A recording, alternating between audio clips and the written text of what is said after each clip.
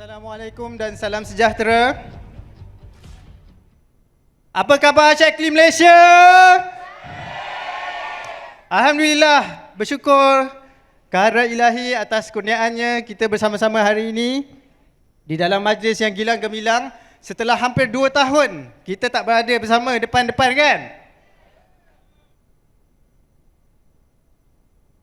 Hari ini saya nak mulakan sharing kami pada hari ini dengan sedikit survey. Boleh tak? Sebelum tu boleh tak saya nak minta semua orang letakkan semua barang yang you all tengah pegang sekarang ni dekat bawah. Letakkan tangan dekat atas peha masing-masing. Saya nak bertanya beberapa soalan dan saya nak anda jawab dengan jujur. Jangan risau. Tak ada siapa yang akan judge anda sebab semua orang akan tutup mata. Boleh tak? Okey, boleh. Boleh bertindak sekarang. Boleh tak? Saya nak minta semua orang letakkan tangan atas peha, tutup mata. Dan saya nak bertanya beberapa soalan, saya nak minta anda jawab dengan jujur. Soalan saya yang pertama. Siapa dekat sini yang pernah rasa down dalam bisnes, rasa tak bersemangat, yang membuatkan korang tak ada mood nak buat apa-apa pun? Nak buat sharing pun jadi malas. Nak coaching downlines apatah lagi. Betul tak? Siapa pernah rasa macam ni? Sila angkat tangan. Terima kasih. Soalan saya yang kedua. Ada tak dekat sini yang ada impian yang besar untuk berjaya? Tapi bila you tak berjaya mencapai target tersebut, atau mungkin anda pernah tergelincir daripada laluan, anda terus rasa give up and tak nak letak apa-apa harapan lagi dah. Takut gagal lagi sekali. Sila angkat tangan. Terima kasih. Saya percaya dalam dewan ni hari ni semua adalah leader, betul? Dan saya percaya semua leader sayang dekat downlines. Saya tak pernah jumpa lagi lah leader yang tak sayang dekat downlines. And saya nak tanya sejujur dan seikhlas hati anda semua, siapa dekat sini pernah ada rasa bersalah bila tengok masih ramai downlines yang belum berjaya sebab anda sedar sedikit sebanyak mungkin punca mereka stuck dalam bisnes adalah kerana kita sendiri yang memilih untuk tidak berganjak dan bergerak. Sila angkat tangan. Terima kasih. Kenapa saya tanyakan anda 3 soalan ini tadi? Kerana ketiga-tiga masalah dan situasi yang ada dalam 3 soalan itu tadi adalah masalah common yang dihadapi oleh kebanyakan business leader, betul tak? Dan saya sendiri pun tak terkecuali. Dan kalau kita perhatikan kembali, ada satu persamaan kepada semua masalah dan situasi ini tadi. Apa dia? Kegagalan menguruskan emosi. Setuju tak? Okey, emosi ni sebenarnya adalah fitrah. Emosi ni ada yang baik, ada emosi yang baik which membantu untuk kita berjaya. Tapi malangnya ada emosi yang negatif yang kalau kita tak pandai urus, ia boleh membawa kepada masalah yang lebih besar dalam tim kita. Saya beri contoh perasaan tak sebenarnya. Bila kita tengah semangat, mood kita baik, kita rasa happy, kita rasa excited, waktu ni kita bersemangat and motivated nak buat macam-macam. Idea datang mencurah-curah. And semua yang kita buat bersungguh-sungguh. Kita fokus 100%. Kita sharing sungguh-sungguh, kita coaching downline kita sungguh-sungguh. Sebab apa? Sebab kita tengah bersemangat, betul tak? Kita rasa excited sangat and perasan tak masa ni, result bisnes kita pun bukan main hebat lagi. Betul tak? Ibarat berjangkit-jangkit dekat satu tim. Bila kita bersemangat, downline kita pun bersemangat sama. Kejayaan mula datang satu persatu dekat dalam tim kita. Kita berjaya capai target, income kita makin besar. Dan semakin ramai ahli dalam tim kita yang kita bantu untuk jana pendapatan. Bahagia tak perasaan tu? Pernah tak merasai perasaan itu? Bahagia tak bila kita kenang-kenang kembali rasa nak tak repeat? Tak nak ke? Okay. Tapi bila ada masalah dalam hidup kita tiba-tiba muncul. Contohnya lah kan, tak kisahlah masalah pasal bisnes ke, masalah pasal peribadi ke. Waktu ni fokus kita mula lari. Kita terlalu fokus kepada emosi negatif yang kita rasa buat masa tu sampai kita jadi tak ada mood nak buat bisnes. Sampai kita rasa malas nak buat apa-apa. Kita dah hilang excitement untuk buat bisnes. And waktu ni, upline bakar lah macam mana pun, company offer lah apa pun, ajar lah apa benda pun, tak load pun dengan kita. Kenapa? Sebab kita terlalu dibuai dengan perasaan sedih, marah, kecewa, terluka sampai tak sedar ianya beri impak yang negatif kepada bisnes kita. Kenapa agaknya jadi macam ni ya? Benda-benda ni jadi bila mana kita gagal uruskan emosi dengan baik. Dia jadi memudaratkan bila mana kita terlalu melayan emosi negatif tanpa ada usaha untuk kita kawal emosi dan ubah kepada positif. Sebenarnya pada masa emosi kita negatif, berdasarkan kajian, kita jadi hilang kemampuan untuk berfikir secara rasional. Kita susah nak fikir yang hebat-hebat. Kita tak tahu apa pun nak buat dengan bisnes kita dan kita tak tahu macam mana nak naikkan bisnes kita. Apa yang jadi, kita hanya buat ikut rutin. Sharing masa sharing, tapi tak semangat. Hanya sekadar cukup syarat supaya orang nampak macam kita tengah buat bisnes. Kita dah tak excited nak kejar goal. Kita lupa goal kita. Kadang-kadang goal kita pun sekejap ada, sekejap tak ada. Sampai kita sendiri tanya, apa purpose aku dalam bisnes ni? Untuk apa aku dekat sini? Kenapa aku masih buat bisnes Shaklee? Ini yang jadi bila kita terlalu fokus melayan emosi negatif, terlalu berfikir dan meratapi ujian dan cabaran seolah-olah kita ni lah yang paling malang dalam dunia ni. Sayang kan? Sedangkan kalau kita lihat dan kita kaji potensi diri kita ada kelebihan yang ada pada orang-orang yang berjaya. Tak ada kurang pun. Kurangnya hanya satu. Di sini. Kita tak kuat mental untuk mengawal emosi dan kita benarkan emosi yang mengawal minda kita.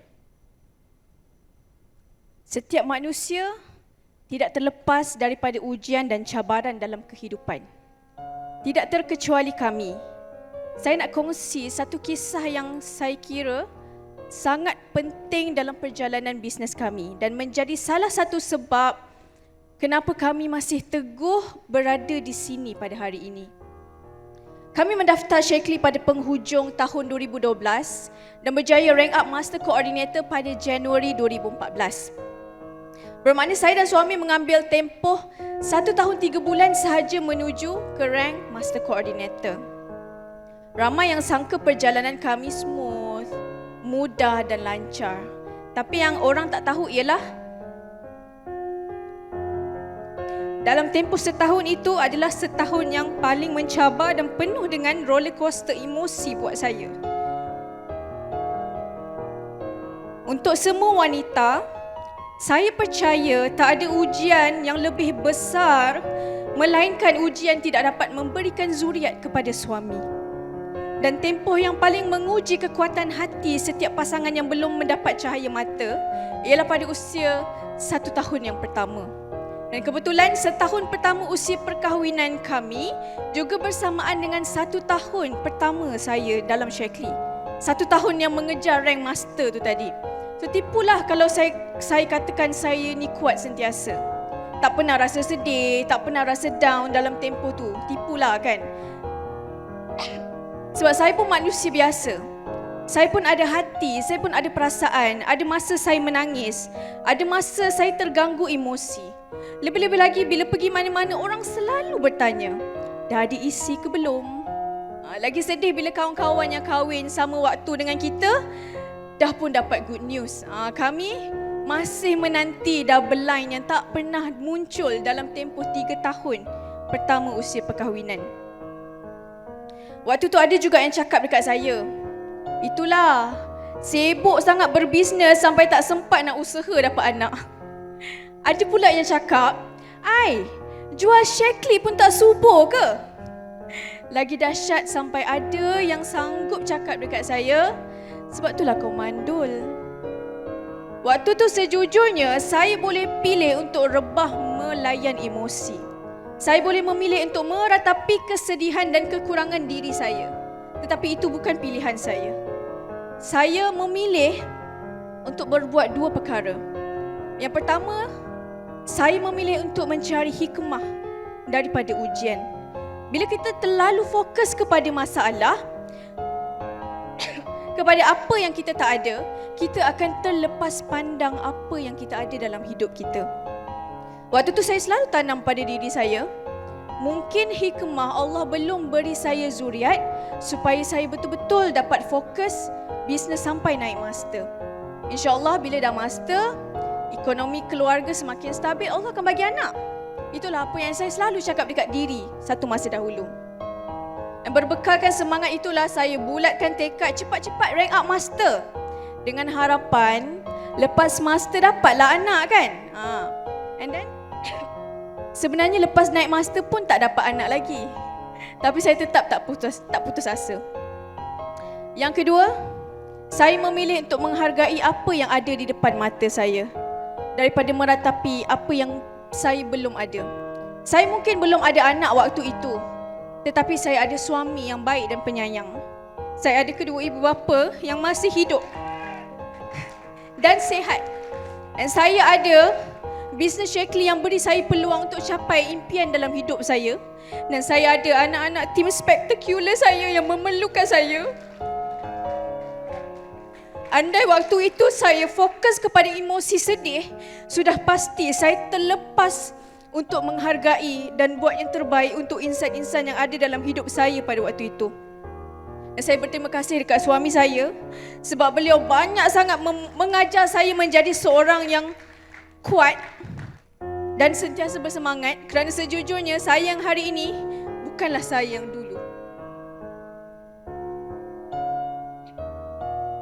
Masa tu sebenarnya saya nampak isteri saya sangat sedih dan sangat sensitif dengan apa yang berlaku, sebab pada awal perkahwinan sangat suka untuk kami terima yang kami belum dapat zuriat.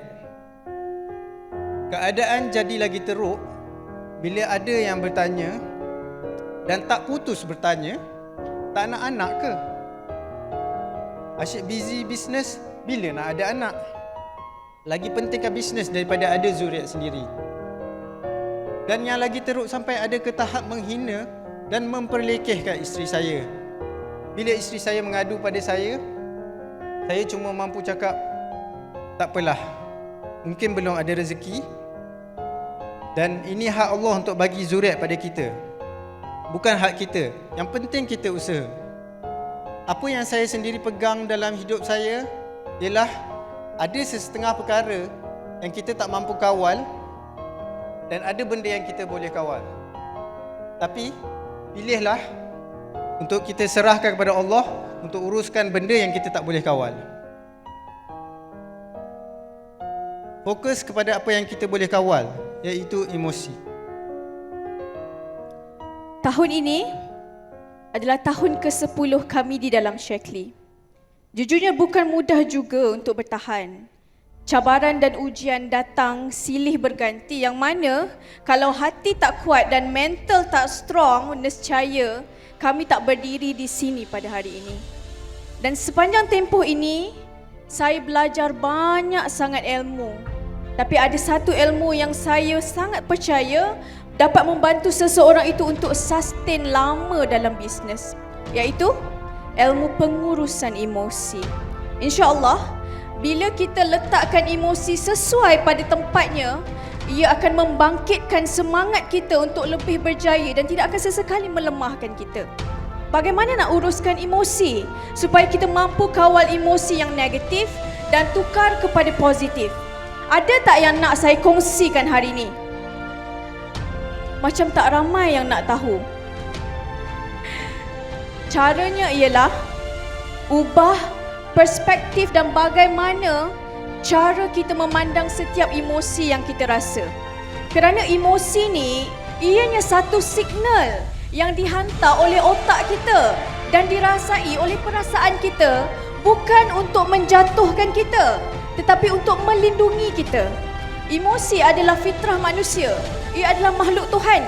Saya selalu percaya tak ada emosi yang terlalu negatif asalkan kita pandai kontrol. Saya nak beri beberapa contoh emosi negatif yang kita biasa alami dan macam mana cara kita memandang setiap jenis emosi yang kita rasa itu setiap hari. Emosi pertama yang selalu orang rasa, takut. Takut. Saya percaya ramai orang ada ketakutan dalam diri. Saya percaya ramai orang takut untuk bergerak ke hadapan kerana anda takut gagal. Anda takut kecewa. Anda takut tak berjaya. Anda takut rejection. And mungkin ada yang takut jadi kaya. Ada ke dalam ni yang takut jadi kaya? Nanti boleh transfer duit. Saya nak cerita satu kisah yang pernah jadi dalam hidup saya. Saya still ingat masa saya sekolah rendah. Waktu tu saya baru pindah daripada sekolah lama saya dekat Sarawak. Saya dulu pernah duduk Sarawak sebenarnya. Saya berpindah sekolah daripada Sarawak ke Port Dickson Negeri Sembilan. Waktu tu saya masih ingat lagi, ayah saya bawa saya pergi daftar dekat sekolah baru. And waktu tu dekat bilik penolong kanan, guru penolong kanan. Cikgu penolong kanan tu dia tanya saya banyak soalan untuk decide saya nak masuk kelas yang mana satu. And waktu tu, setiap soalan yang dia tanya dekat saya, bila saya nak jawab, saya akan panggil ayah saya. Cakap, abah, saya bisik kat telinga ayah saya. Saya yang tengah cakap atas pentas hari ni, dulu takut. Nak jawab dekat guru penolong kanan pun saya takut. Kalau cikgu tanya, saya adalah orang yang paling takkan pernah angkat tangan. Balik je rumah, saya kena bahan dengan seluruh ahli keluarga saya sampai saya besar. Semua orang ejek saya, bukan ejek yang negatif lah. Dia orang mengusik saya sebab nak jawab soalan guru penolong kanan pun saya takut. And ia menjadi turning point saya untuk cabar diri, untuk selalu ke depan, untuk naik atas pentas, untuk tonjolkan diri saya. And saya, nak tahu tak, tahun yang saya baru pindah sekolah tu, disebabkan saya rasa geram, family saya selalu ejek-ejek saya, setiap pertandingan yang sekolah saya buat waktu tu saya akan masuk. Pertandingan bercerita, pertandingan menyanyi pun saya masuk. And waktu tu ada seorang yang paling percaya dekat saya. Ada seorang yang selalu teman saya praktis. Ada seorang yang selalu cakap dekat saya kalau saya rasa takut. Mak saya akan selalu cakap dekat saya, kalau takut, buatlah persediaan. Kalau takut, buatlah preparation supaya kita dah tak rasa takut lagi dah. And ingat tak, waktu zaman-zaman kita sekolah dulu, bila kita nak exam, kalau orang yang cukup study, you akan rasa yakin tak nak masuk dewan exam. Kita yakin. Tapi orang yang tak yakin selalunya adalah orang yang tak study. Betul tak?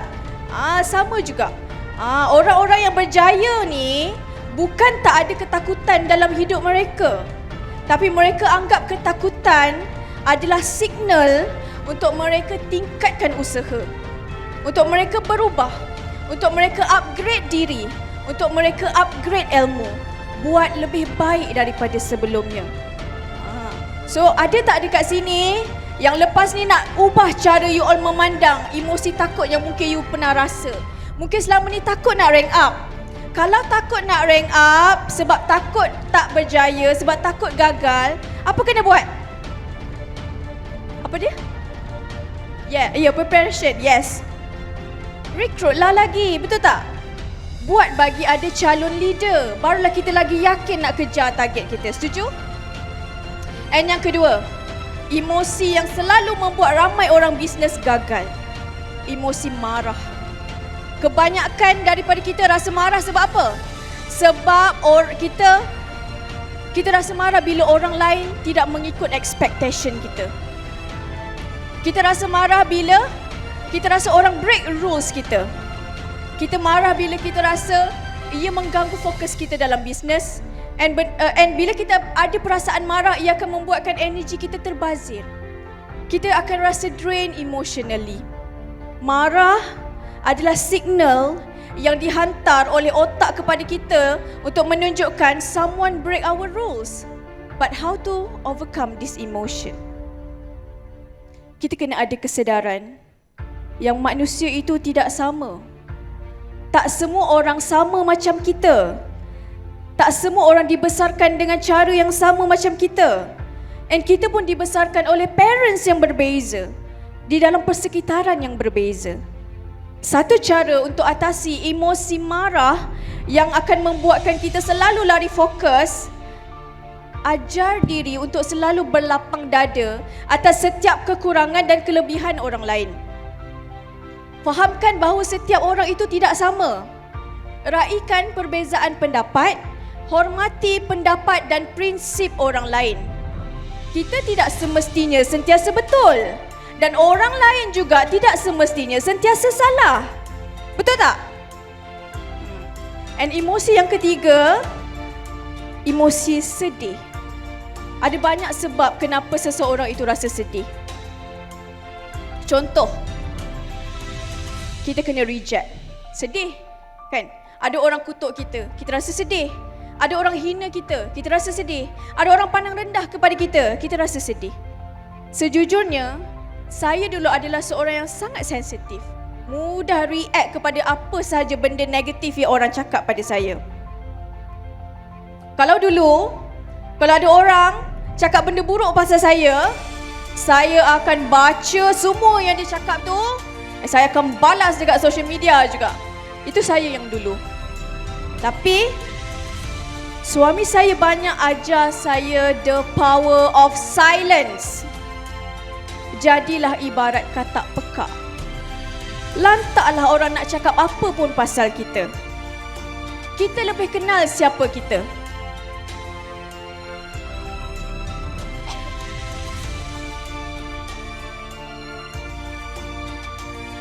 Bila ada orang bercakap buruk mengenai kita atau bercakap apa-apa yang kita rasa boleh menjejaskan emosi kita, apa yang kena buat?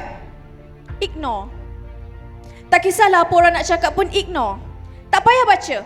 Tak payah ambil tahu and tak payah ambil kisah. Tapi kalau apa yang mereka cakap itu valid, kita berubah. Kita improve diri kita jadi manusia yang lebih baik. Tapi kalau apa yang mereka cakap itu tidak benar, buang. Letak dalam tong sampah.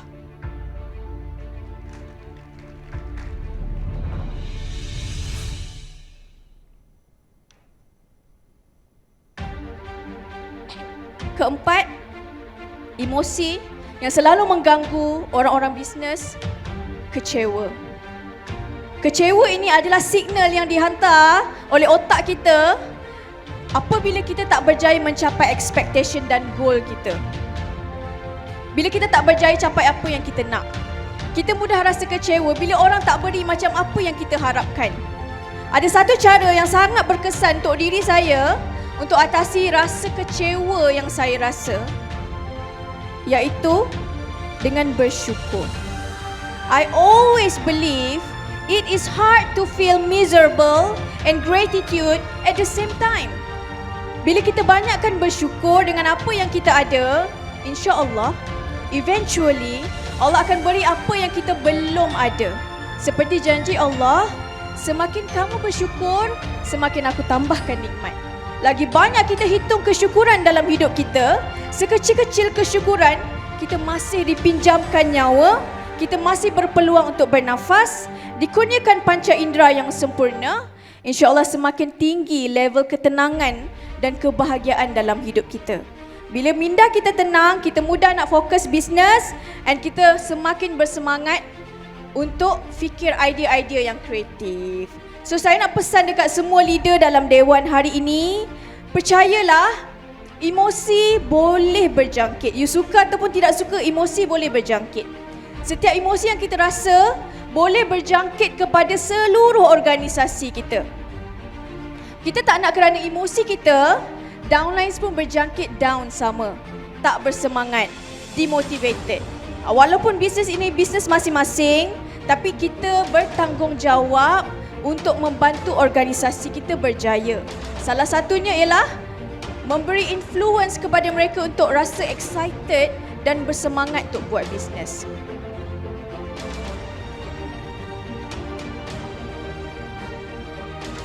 Saya percaya suami boleh bantu menguruskan emosi isteri dengan lebih baik, especially isteri-isteri yang bergelar leader dalam bisnes Shaklee.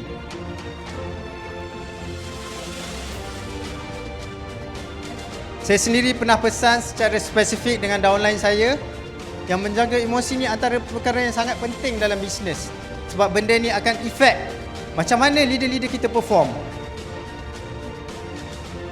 Kita sedia maklum yang perempuan memang dilahirkan mudah emosi, mudah menangis.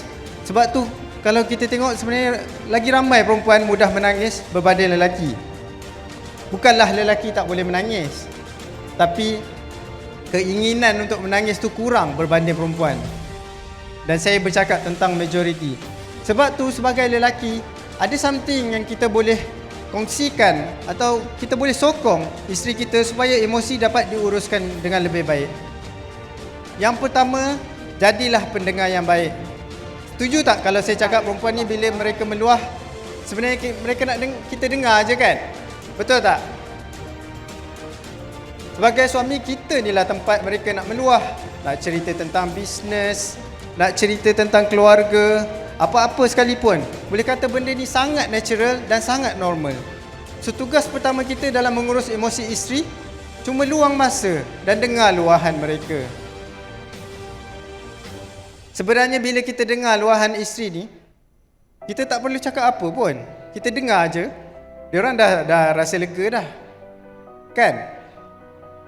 Tapi bila kita dengar, jangan pula kita terus sokong.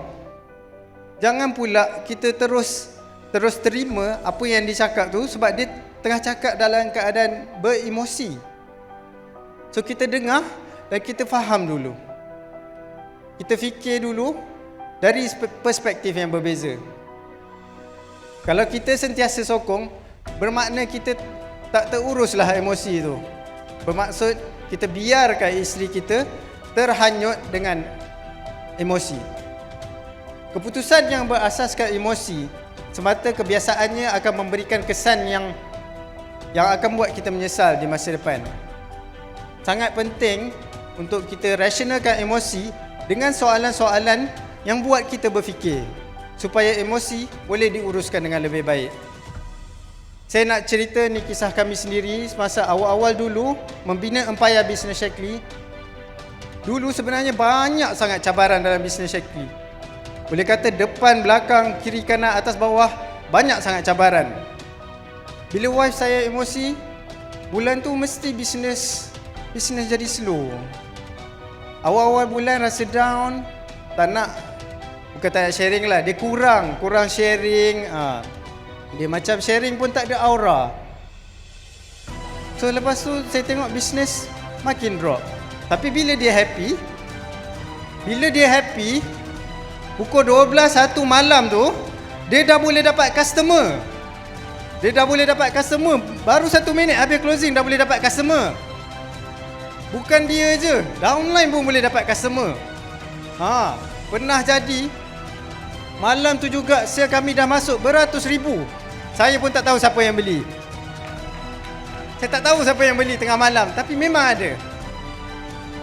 So bila saya observe benda ni, saya nampak bila mood baik, bisnes okey. Mood tak baik, bisnes pun struggle, susah nak perform. Saya sedar orang yang positif, yang gembira dan semangat ni, mereka sebenarnya boleh perform dengan lebih baik. Mereka boleh hasilkan marketing yang lebih baik, ayat yang lebih baik, dan mereka mudah dapat customer. Orang yang terlalu emosi, dia susah nak perform. Dia akan terlalu fikir tentang emosi. Dia akan buat sharing juga, tapi sekadar cukup syarat dan tak bersungguh. Dari situ saya cuba bantu wife saya untuk ubah emosi kepada positivity. Caranya ialah kawal benda-benda yang negatif dari berlarutan dan buat benda-benda yang menggembirakan, yang buat dia semangat. Contohnya bila dia kata ada orang kata buruk ni pasal dia, saya dengarlah. Lepas tu saya cakap, biarlah orang tu nak kata apa pun. Dia pun bukanlah perfect sangat. Betul tak? Mana ada orang perfect sangat? Semua orang ada kelebihan dan kekurangan masing-masing. And then saya bawa pula dia jalan-jalan, pergi tengok showroom rumah-rumah hebat ni. Tak mampu pun masa tu biasalah awal-awal bisnes kan, kita tengah mendaki tangga bisnes tu, bonus kita pun taklah besar sangat. Tapi dah pergi showroom yang hebat-hebat ni. Ada yang showroom yang rumah 5 juta, 3 juta, masa tu tak mampu pun. So bila pergi dekat showroom ni, bila isteri saya tengok rumah-rumah ni, dia kata dengan saya, abang, bestnya kalau kita boleh beli rumah ni kan. Tengok rumah ni, dia punya ruang tamu luas, dapur dia cantik, bilik tidur dia luas, boleh semain jemaah. Lepas tu saya sambil-sambil tu, saya tengok dia dah happy tu, saya selit nasihat. Saya kata,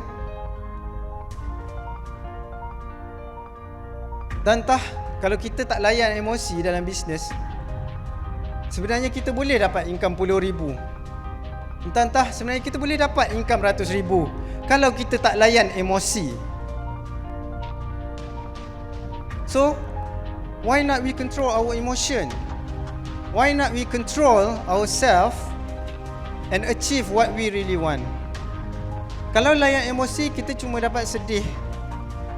Tapi bayangkan kalau kita tak layan emosi. Bayangkan kalau dengan kita ketepikan emosi kita, kita boleh dapat rumah yang selesa, yang besar untuk anak-anak bermain. Kita boleh sediakan kereta, kenderaan yang selesa dan selamat untuk anak kita. Boleh bawa bercuti, boleh pergi bawa mak ayah jalan-jalan, boleh tolong mak ayah kita. Dan inilah yang patut kita fokus, kan? Kalau kita layan emosi, kita tak dapat apa-apa pun. Dalam bisnes ni, kita selalu bercakap tentang kita ni owner kepada bisnes kita sendiri. We are our own boss. Saya tengok bos-bos yang hebat-hebat ni, yang dalam syarikat-syarikat yang besar ni, mereka ni ada sesuatu yang dipanggil emotional professionalism. Maksudnya, apa pun jadi dalam life diorang tetap fokus pada bisnes. Tetap buat decision based on fakta, based on apa yang diorang tahu. Kena terus berjalan dan kena ketepikan emosi bila buat bisnes, bila buat keputusan. So kalau kita nak jadi business owner, kita bolehlah sekadar register business Shaklee. Tak mahal pun nak register business Shaklee. RM35 dah boleh jadi business, boleh jadi ahli. Tapi kalau kita nak jadi business owner yang hebat, jangan biarkan emosi menguasai pemikiran kita dan merosakkan masa depan bisnes. Sebaliknya, ingat apa matlamat kita, ingat apa yang kita nak capai dan ketepikan emosi. Setiap kali you rasa emosi, tanya diri, what if you ketepikan you punya emosi dan you dapat apa yang you really want? Akhir kata daripada kami, apa yang dunia ini lontarkan kepada kita bukanlah pilihan kita. Tapi bagaimana cara kita respon kepada sesuatu ujian dan cabaran define who we are. We cannot fix yesterday, but we can create tomorrow. Kesilapan kebanyakan kita ialah bila kita selalu memilih untuk menyalahkan orang lain dan situasi punca kita tidak berjaya. Anak saya macam tu, sebab tu saya tak dapat fokus bisnes. Suami saya macam ni, sebab tu saya tak dapat nak fokus bisnes. Saya tak boleh nak berjaya sebab upline tak cukup membantu. Saya susah nak berjaya sebab downline tak buat bisnes sungguh-sungguh. Semakin banyak masalah, semakin ramai orang yang untuk kita tuding jari ke arah mereka. Tak ramai orang sedar bisnes ini adalah tanggungjawab kita sendiri. Di setiap situasi dan keadaan yang melukakan, kita ada pilihan sama ada menjadi seorang yang bijak dan kuat atau menjadi mangsa dan terluka. Segala experience yang kita bakal alami di sepanjang kehidupan kita ni ditentukan oleh pilihan kita sendiri. Bayangkan kita sedang memandu sebuah kereta. Adakah kita mampu memandu laju ke hadapan seandainya kita terlalu memandang cermin sisi dan cermin belakang? Bangkitlah semua, bangkit melawan segala emosi yang negatif. Never let your emotion wins and jangan benarkan orang lain rampas impian anda. Choose your circle wisely, conquer your emotion. Di kesempatan ini, saya nak ucapkan jutaan terima kasih kepada pihak Shaklee Malaysia, kepada Puan Presiden kita, kepada seluruh management Shaklee Malaysia, pengiktirafan yang terlalu berharga untuk kami ini. Dan saya nak ucapkan jutaan terima kasih kepada upline-upline bisnes saya, kepada Master Haji Roslan dan Umi yang selalu membantu saya daripada awal saya buat Shaklee sampai ke hari ini, yang sentiasa menyokong dan mendoakan saya, tak pernah tak support saya. Saya nak ucapkan terima kasih juga kepada upline saya Master Haji Salwa dan Master Haji Hussein yang selalu bagi nasihat-nasihat yang baik kepada kami. Kepada Master Norita dan Master Nakib yang juga selalu bagi sokongan kepada kami. Kepada Master Zuraifah dan Master Firdaus yang selalu banyak ajar kami. Kepada upline kami yang dah tak ada pun dalam Shaklee, kerana tanpa mereka, kami tak ada di sini. Terima kasih kepada sahabat-sahabat master saya, sideline-sideline saya yang banyak sangat memberi inspirasi dan bertukar-tukar ilmu bersama kami. Dan yang teristimewa semestinya, anak-anak didik kami, Spectacular Empire. Sesungguhnya, tanpa anda semua, tak adalah kami dekat sini. Tanpa anda, siapalah kami? Sekian. See you at the top. All the best.